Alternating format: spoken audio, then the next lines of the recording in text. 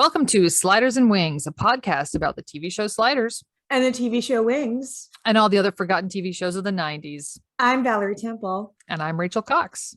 Hey. Hey. So we're doing Northern Exposure this week. You ever been to Alaska? Of course. What kind of schmuck do you think I am? Elaine, she's a third-year law student at NYU. We came out last summer. We loved the place. Well, all right, not love, but we both agreed it is definitely doable. What are you saying? What are you trying to say? You trying to tell me something? Good luck.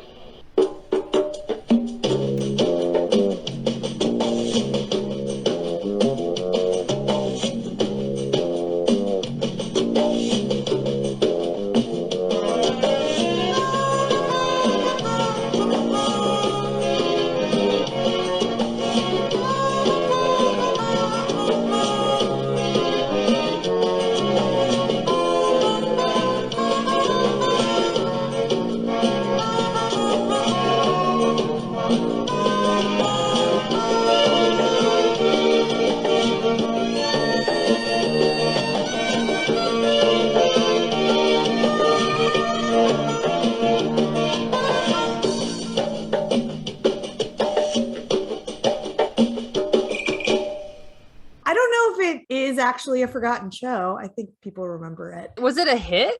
Yeah, it looks like it was a big hit. That's crazy. Yeah, which is kind of odd because it just seems like a lesser version of Picket Fences, but not as weird. I was thinking about Picket Fences too, like Weird Town, right? But without the drama, right? It's more like Doc Hollywood. Yep, I have that written down in my notes. It's a fish out of water where a Jewish New York doctor finds himself in a small town in Alaska. He has to deal with all of the weirdness. And it ran for half of the 90s, from July 12th, 1990 to July 26th, 1995, with 110 episodes. It won 27 awards, the 1992 Primetime Emmy Award for Outstanding Drama Series. Wow. I actually have this quote that I pulled out of my research that I thought was really funny. I guess in the 90s, the creators of Northern Exposure were working on two different shows at the same time. They're working on this and like a civil rights era family drama called I'll Fly Away, which I remember that one. I don't remember at all, so it should definitely go on the list. David Chase, he was the writer and executive producer on I'll Fly Away. And in the 2013 book, Difficult Men Behind the Scenes of a Creative Revolution from The Sopranos and The Wire to Mad Men and Breaking Bad, he had this to say about Northern Exposure. The people who worked on Northern Exposure thought they were curing cancer and reinventing drama. To me, it was so precious, so self-congratulatory. It strained so hard for whimsy. We'd go to the Emmys every year and they'd get these awards and we'd get nothing. It wasn't that we really wanted these Emmys, but the show was being celebrated to the hilt, and I felt it was a fraud at its core. I was like, damn. He just basically thought it sucked. You know, it was whimsy overload for him. I felt it was kind of like Twin Peaks without the darkness too. Oh yeah, absolutely. It was one of those shows that was born out of Twin Peaks. Didn't they come out at the same time? 1990? It was 1990. So these were kind of like at the same time. But it's undeniable that Twin Peaks had this weird influence. And this is definitely one of them. A weird town with weird people, but this is much more sentimental and sappy. The whole time I was watching the pilot, I thought about how easily cancelable it is today. Oh yeah, absolutely. Unless it's told more from a Native American perspective. I mean, you have at least one full Native American character, and then that guy Ed is half, I think, and the actor is half. So we've got accurate representation, but then one of them has not a child bride, but some woman who came up to Alaska to get married, and she's like 20 years younger than him. They were age gap legends, relationship age gap role models. It really isn't a big deal in the world of the show, but I think now people would have a huge problem with it. Be like, what? No way. And I was looking up pictures of Rob Morrow, and he's so much more attractive now as an older man than he was in this show. Is a very nebbish Woody Allen type. Woody Allen is even mentioned because nobody knows what a bagel is, but then Ed knows what a bagel is. And he said, how do you know what a bagel is? He goes, I love Woody Allen. No. Ed, who is like the Keanu Reeves of indigenous people. Oh, I would say he's the proto Adam Driver. Oh, definitely. Very pale, dark hair. And apparently his natural hair color is light brown and they made him dye it. I saw that too. I guess that's the first thing that comes up when you Google him. What is Ed doing now? Did you notice that the pilot of Northern Exposure starts almost exactly the same way as the pilot for Anything But Love? It is a neurotic Jew on an airplane. Talking someone's ear off. Who is talking way too much. There's so much exposition. See, there's this government program. It explains how the state of Alaska paid for him to go to medical school in exchange for 4 years of service. In the pilot, basically, he has to go to Alaska to fulfill his contract now that he's finished medical school and he has to work for 4 years. And he thinks he's going to be working in Anchorage, but it turns out Anchorage has too many doctors. So they send him to this tiny, tiny town called Sicily. And then he tries to get out of it, but he can't. So that's basically it. And then we meet all the residents. The episode is him becoming acquainted with everyone in the town, and he is not enthusiastic about anything that he encounters. To me, though, I didn't think anyone was that weird. Yeah, I mean, he already thought he was going to Alaska. Right. So literally, this is probably not that much worse than Anchorage. Anchorage is a bigger city, but it's still in Alaska. It's not New York City. And I have to say, just 4 years of doing that to have your medical loans paid for, that's pretty worth it to me. I guess I'm looking at this from like a millennial perspective where I'm like, you don't know how lucky you have it. Well, he's supposed to be this self-centered New Yorker who just thinks New York is the center of the world and there's no point being anywhere else, yada, yada. Yada, yada, yada. I love all of the stuff, though, about no one knows what bagels are. No one knows what seltzer is.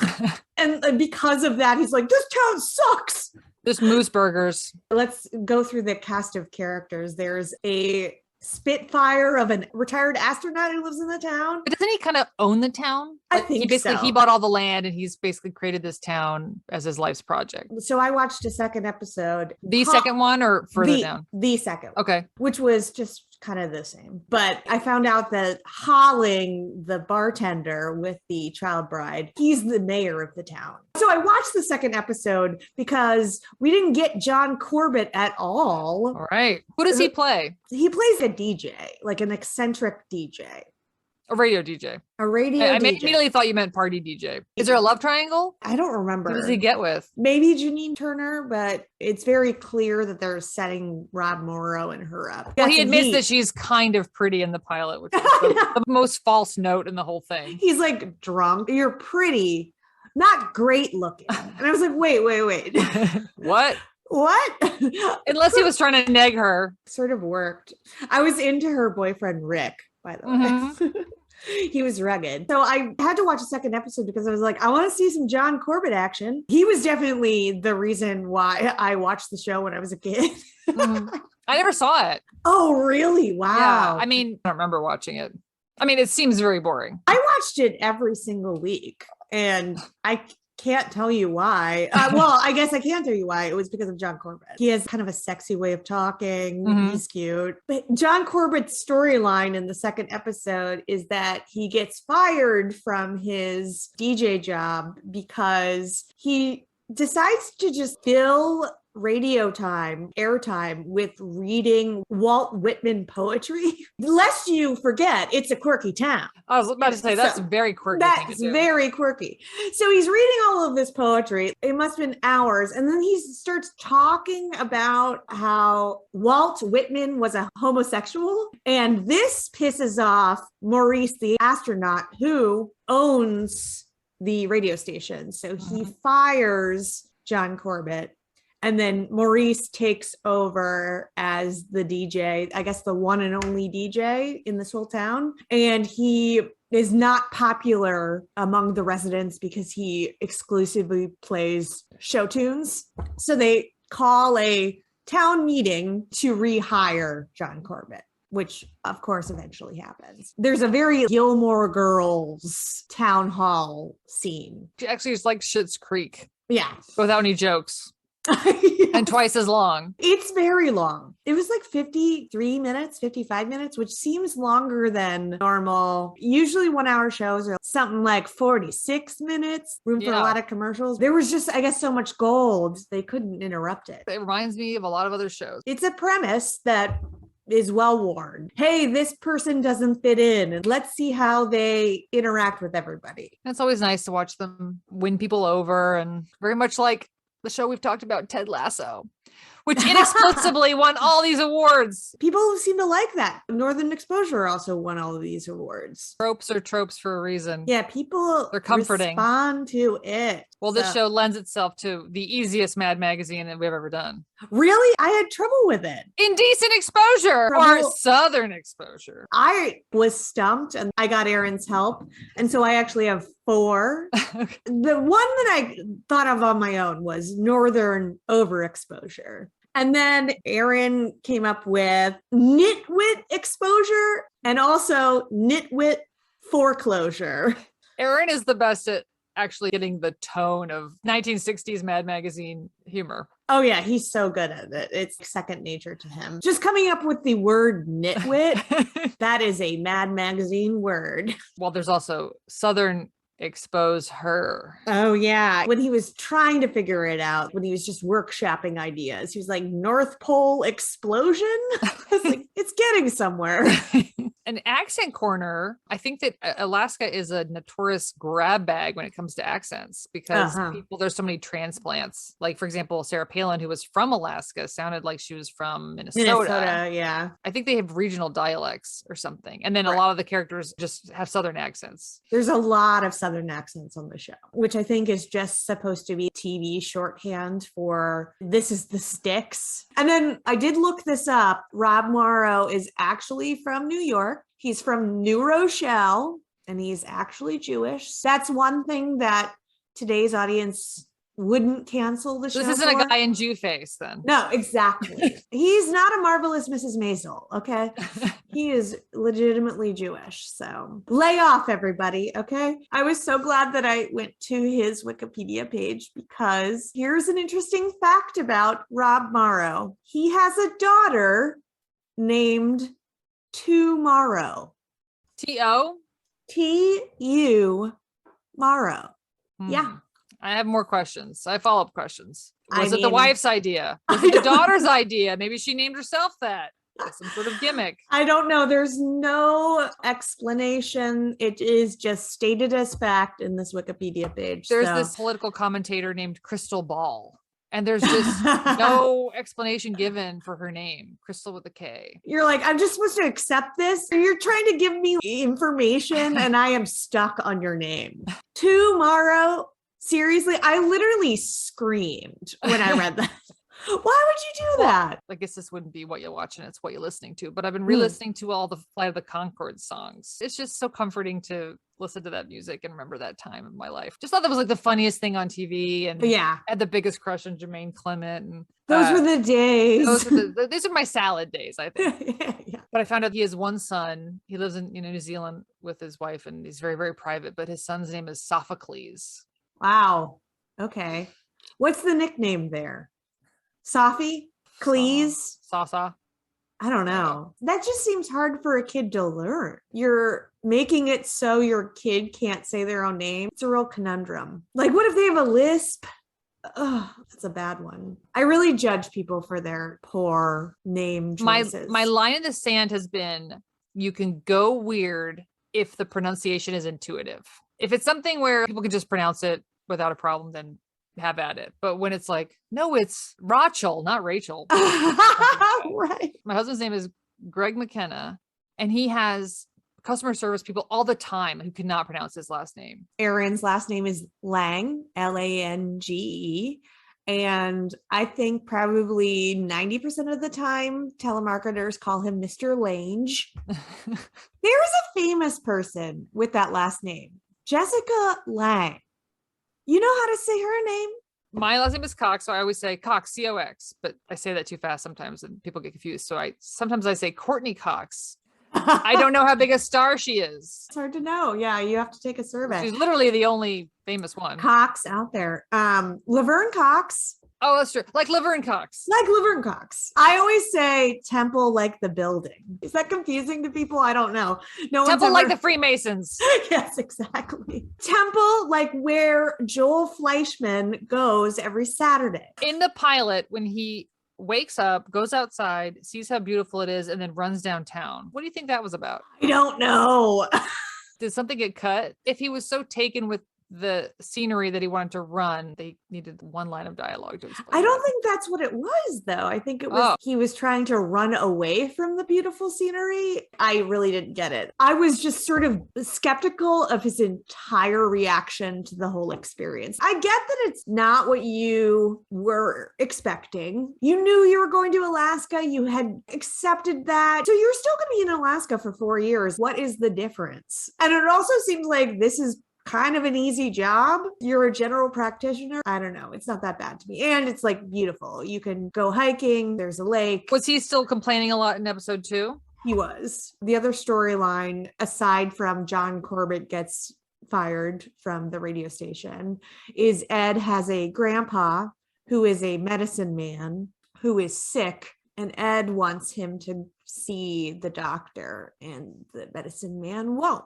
At the end of the episode, the grandpa teaches Rob Morrow some sort of healing dance. So then Rob Morrow is doing this dance, and it didn't fly for my modern eyes. Mm-hmm. You're supposed to be charmed by it, but it was kind of, I didn't like it. It set off your alarm bells. Yeah. I was like, boop, boop, boop, boop. Not okay anymore. What's your most 90s? My most 90s thing is medical school at Columbia costing only $125,000. What do you think it is now? Oh my God. The college that I went to for undergrad now costs $65,000 a year. Medical school? I kind of spaced. I was like, yeah, that's a lot of money. Got it. That's very 90s. I'm probably thinking the casual Woody Allen references. Ed was basically the window into the 90s, our connection to the 90s, because he also referenced Belle Biv DeVoe. Yeah. He was like, oh, have you heard Belle Biv DeVoe's new album? I was like, has anybody? I feel like they had one hit.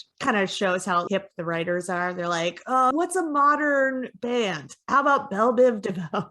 The rest of it was not too trendy. Kind of out of time. It was nice to look at. It was a leisurely pace.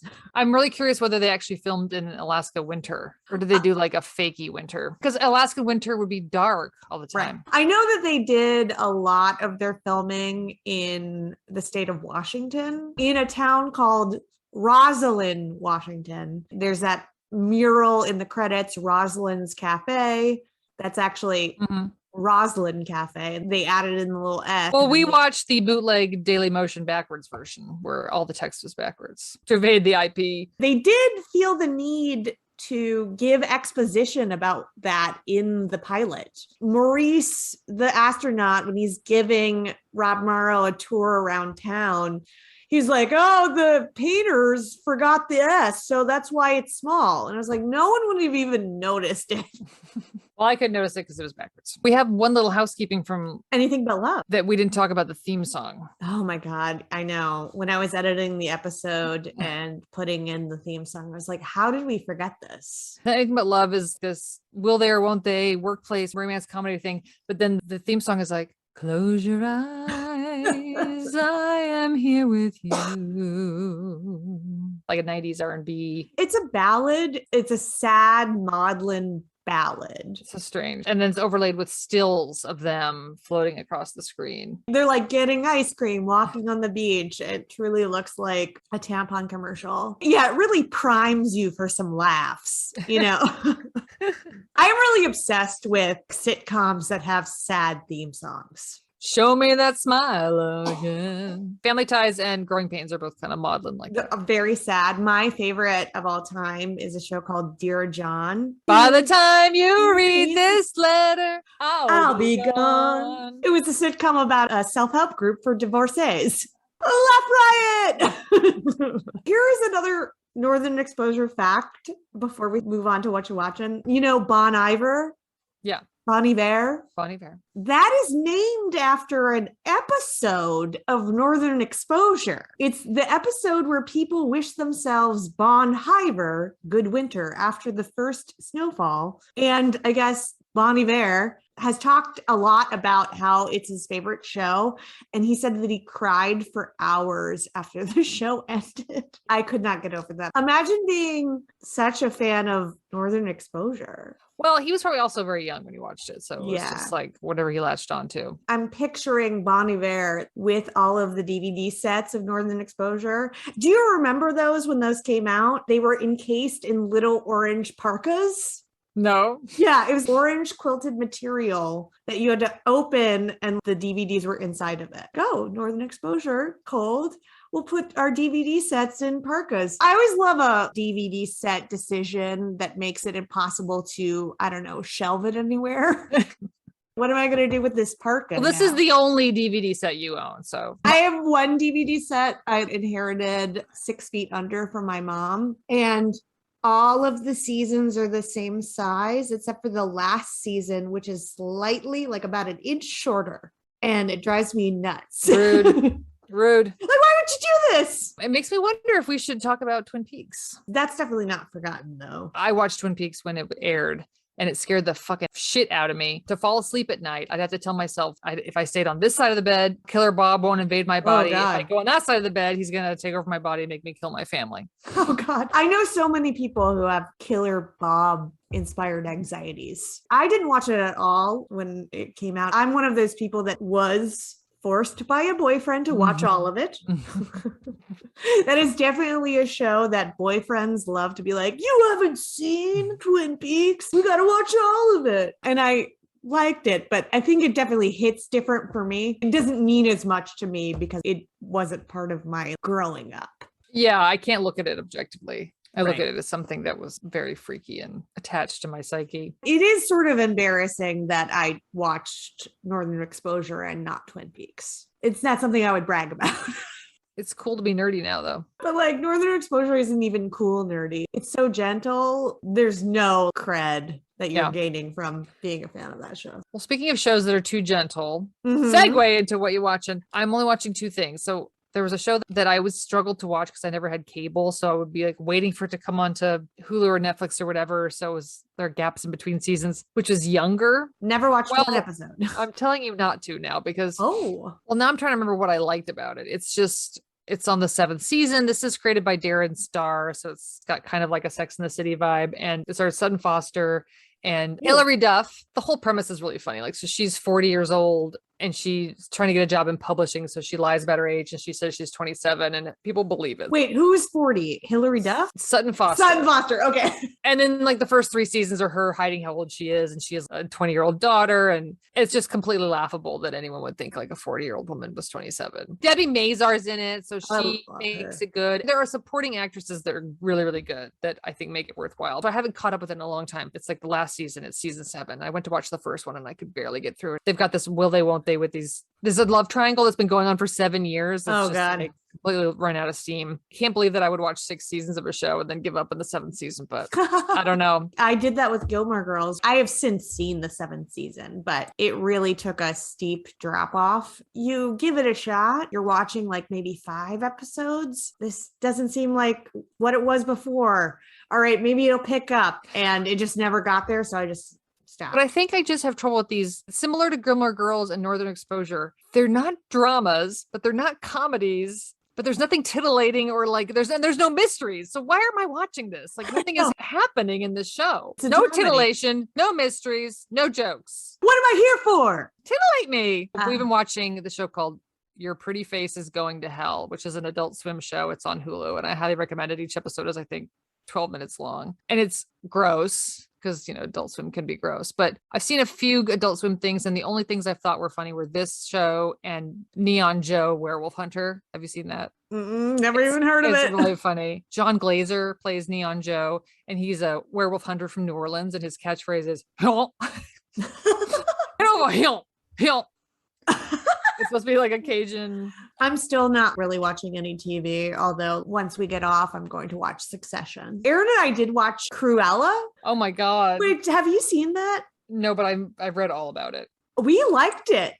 Oh, yeah. So our 15-year-old babysitter down the street said that was the only movie she's liked in a long time. I had read some reviews that were kind of like begrudging raves. And so I was interested, and yeah, it was really fun. They pulled it off. It doesn't feel silly. Did they inject some sort of tension into it? They figured out a lot of really great motivations. There's twists that keep you interested, and it's really great to look at. It takes place in the fashion world in this sort of like fictionalized 1960s, 70s London. I liked it a lot.